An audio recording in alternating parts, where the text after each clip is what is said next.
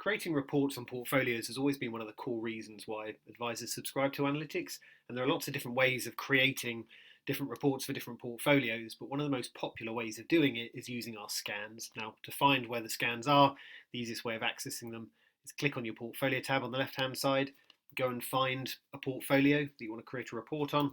So let's go and use my model portfolio 3, click on add, and straight away you'll see a little icon next to it. That's the medium scan, but you've got a little shortcut link on the left hand side, settings tab, and that will give you access to the short, medium or long scan. We'll start off with short scan.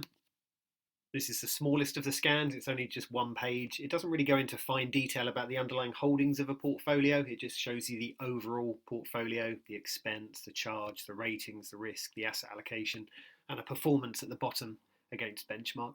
And once you're ready, click on PDF, that will PDF into one page, your branding on the top left hand corner. And it's quite a nice way of just simply showing a client everything you want them to know about a portfolio rather than just going into intricate detail about what it invests in.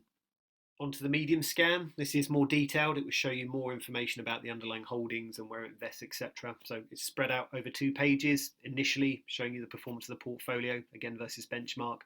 Then on to the underlying holdings, the year, the 3-year, the rating of each and the quartiles.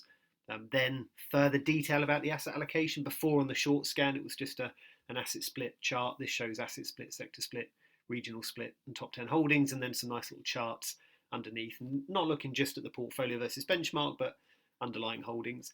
Now, any part of this report can be adjusted. So to start off with these charts, if I wanted to show something slightly different, I don't want to show the 2 bar charts here, so I might want to show volatility instead. I'll show the volatility of the portfolio versus benchmark. There's a few options to choose from, and actually I can take them out completely. So if I don't want to overload the client with too many charts, I can select none at the very top. So I'll have nothing there and nothing in there, and I'll just simply lead with 3 charts. Further up the pages, you've got the little hammer and spanner settings on the left hand side. So within the box here, I might not want to look at 1 year, 3 year, I might want to do 3 and 5, and I might want to show FE risk score instead of crown rating. So it's up to the user. Click on that little settings tab, takes you to a little box, and I can change that from 1 year to 5 year, and I'll change that to the FE risk score instead of crown rating. I can save that as a default, so if I want every single medium scan thereafter to always show these features, instead I can click on default, or simply if I just want to change this particular scan, I can click on go, and it will amend the one I'm looking at, 3 year, 5 year, and FE risk score. There are parts of the report I can take out completely. So again, if I click on that settings tab at the very top here, I, for example, have created a default template that doesn't show a ratio table. By default, usually a ratio table is also loaded up within the medium scan that shows alpha, beta, R squared, volatility, etc. But for me, if I was an advisor, it's probably unlikely I want to show the client that level of detail. I might not want to go into too much detail again on the asset split, sector split, regional split. So again, we can take those out. There's also quite a useful little freeform text box that I've included on my version of analytics. And the same logic applies. Do I want to apply these settings to this particular report I'm working on, or do I want to save this as a brand new default? Quick note on that freeform text box, it just allows you to put a bit of a summary at the very top. So if I were to give this to a client, I can just use this for an internal document to see how a portfolio is performed and what it invests in, etc. But I might also be using this as a health check report or some sort of yearly review for a client. So I might want to set the scene at the top, write a few notes, explain maybe what I like and dislike about the portfolio, maybe reasons why I'm making changes. Again, it's entirely up to you. And then once you're done, click on PDF, and that will allow you to provide that to the client. And lastly, a long scan, as the name suggests, it just goes into a lot more detail. It's over 5 pages. So the same information that was in the medium scan and similar sort of layout, but in more detail. So in here, I've got fact sheet information of each one of my funds. I've got a lot more charts, of which again, I can change. I've also got scatter charts in this one as well, of all the funds and the underlying portfolio over 1 and 3 year. Deeper analysis on the asset allocation, whereas before it was just simply an asset split. It's actually telling you this time how the asset split has been calculated from the underlying holdings.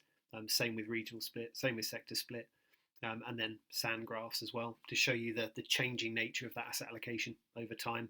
And a stock overlap chart, so it shows you if there is any significant overlap in the underlying holdings of each one of those funds. So it can tell me if I've got 10 funds in my portfolio, they might all invest in the same stock, like Google, to the tune of 5% of my portfolio invest in just one stock because of that significant overlap. And similar to the medium scan, Much of this can be changed and altered and modified either on the fly by selecting those little tabs or the main settings tab at the very top. It's also worth pointing out that on the left-hand side, this is not the only place you can go and access a short, medium and long scan. If you click on the portfolio and open it up, so you're actually looking inside the portfolio, you'll see on the left-hand side under the Reports tab, there's again a shortcut. You can go and access the short scan, medium scan and long scan. So if you've just built a portfolio, don't feel you have to go back to the main screen and then hit that little shortcut button. You can just do it from within the portfolio itself. Incidentally, I've mentioned a couple of times in this demo the fact that these reports are displaying a particular benchmark of that portfolio. The benchmark is simply pulled in from down here. So whenever you create a new portfolio on analytics, by default, the benchmark's going to be the FTSE All-Share. So pretty much every report you create, if you haven't changed that, it will simply reflect the FTSE All-Share as a benchmark. You've got a couple of options here if you do want to change it to something else. Obviously, you can keep it as FTSE All-Share if you think that's the most relevant benchmark for your client. But on the left-hand side, every single option over here hasn't just got an add button, so you can add something into a portfolio. It's got a little downward arrow as well, and that downward arrow allows you to add it as a benchmark. So if I wanted something like RPI to be the benchmark, just go and find RPI under indices. If I wanted a mixed investment sector to be a benchmark, just go and find the mixed investment sector and then click on add as benchmark, and it changes it. And you can even build your own benchmarks. There's nothing stopping you building a portfolio of indices or maybe a portfolio of sectors to create a kind of a composite benchmark that you've created yourself. That would be saved as a portfolio, and I could then add that portfolio as the benchmark of this one. The third option you have is to get analytics to build your benchmark for you.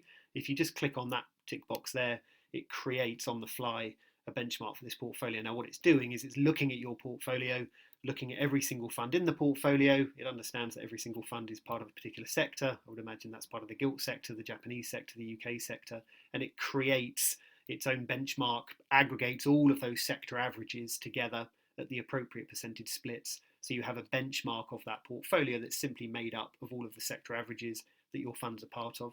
And it's clever enough to understand that if your portfolio has changed throughout time, as this one has, because this is a model, maybe your model changes every 3 months, every 6 months, the benchmark, the composite benchmark, would change in line with your model as well.